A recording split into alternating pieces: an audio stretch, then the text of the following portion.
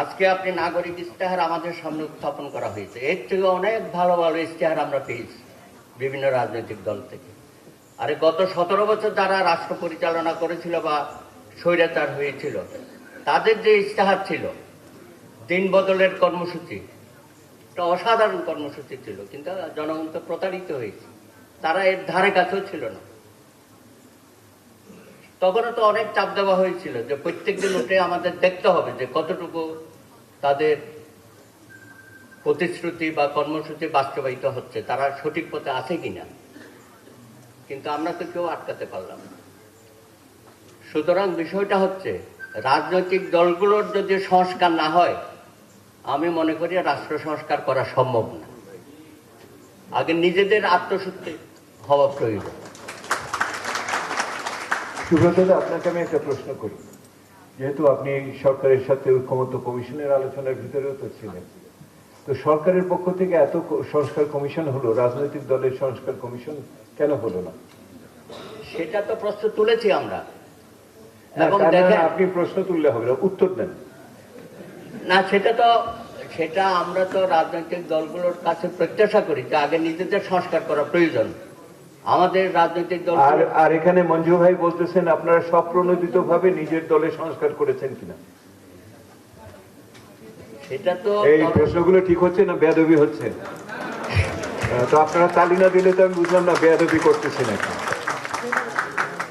দেখেন, আমরা দেশের গণতন্ত্রের কথা বলি, এখন নিজের দলের মধ্যে যদি গণতন্ত্র কার্যকর করতে না পারি, তো দেশে গণতন্ত্র আমরা প্রতিষ্ঠা করবো কেমনে?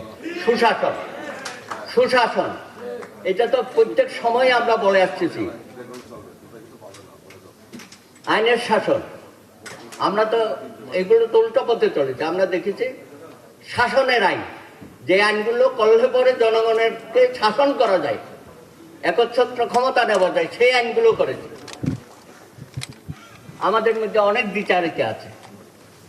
এখন যে বৈষম্য বিরোধী আন্দোলনের মাধ্যমে আমাদের যে একটা আকাশ ছোঁয়া আকাঙ্ক্ষা তৈরি হয়েছে, কিন্তু আজকের আলোচনার মধ্যে আমরা বুঝতে পারলাম যে আমাদের দেশ একটা ভয়াবহ সমস্যার সংকুলের মধ্যে আছি আমরা।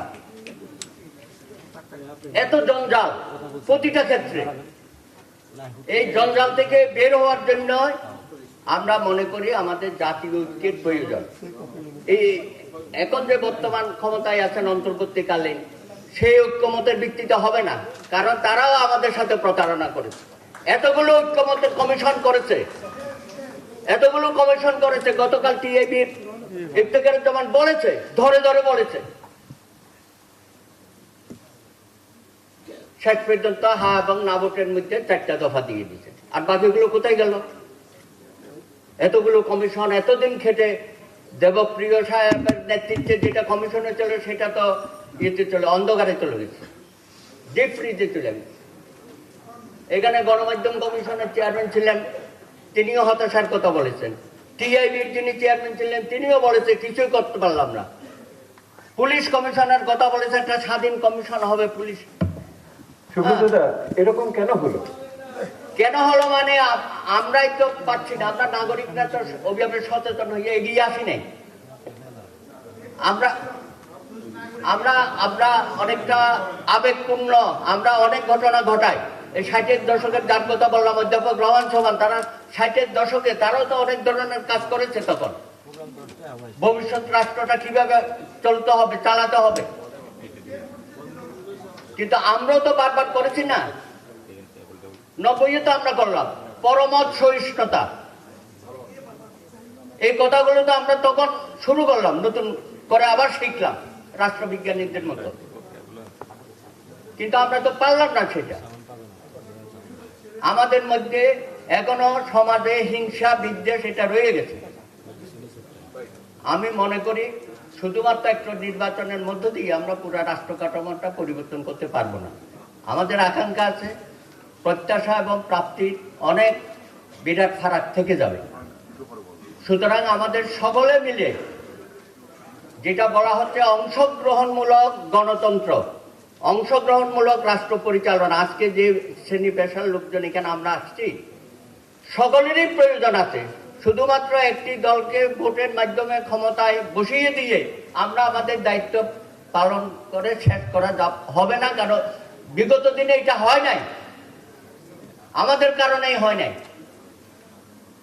তো আজকে আরেকটা সুযোগ আসছে, আমি পেছনে যেতে চাই না, সামনের দিকে এগুতে গেলে আজকে আমার মনে হয় সামগ্রিকভাবে জনসম্পৃক্ততার মাধ্যমে রাষ্ট্র পরিচালনা করতে হবে। কেউ যেন মনে না করে ভোটের মাধ্যমে একটি বা কয়েকটি দল ক্ষমতায় বসে আছে, পুরা দায় দায়িত্ব তাদের। তাদেরকে প্রত্যেক দিন আমাদেরকে ওয়াচ ডগের মতো কাজ করতে হবে, তারা প্রতিনিয়ত কি করছে না করছে ইত্যাদি। আজকে একটা ভয়াবহ অন্ধকার অবস্থানের মধ্যে আমরা আছি। এখন আমরা বলি নির্বাচন হবে কিনা, এটা গ্রামের কথার মতো হয়েছে আর কি। ওর ছেলে স্কুলে পড়ে, ওরা পাস করতে পারবে না, পাস করলে পরে চাকরি পাবে না, চাকরি করার পরে বলে যে বিয়ে হবে না। আমাদের অবস্থা হয়েছে 12ই ফেব্রুয়ারি ইলেকশন এসে গেছে, এখনো আমরা বলছি ইলেকশন হবে। তো এই ধরনের একটা জাতিকে নিয়ে কি চলা যায়? আমাদের মনে কোনো কমিটমেন্ট নাই যা আমরা করতে চাই, সবাই মিলে এই কাজটা করতে চাই। সুষ্ঠু, অবাধ, গ্রহণযোগ্য নির্বাচনের মধ্য দিয়ে আমরা জনগণের রায়টা দেখতে চাই, এবং আগামী দিনে যারা শাসনভারের বা রাষ্ট্র পরিচালনার দায়িত্ব পাবে তারা যেন কোনো বিচ্ছিন্ন জীব না হয়। তারা আমাদের মতোই মানুষ, তাদেরকে নিয়েই আমাদের চলতে হবে, আমাদের অংশীদারিত্ব থাকবে।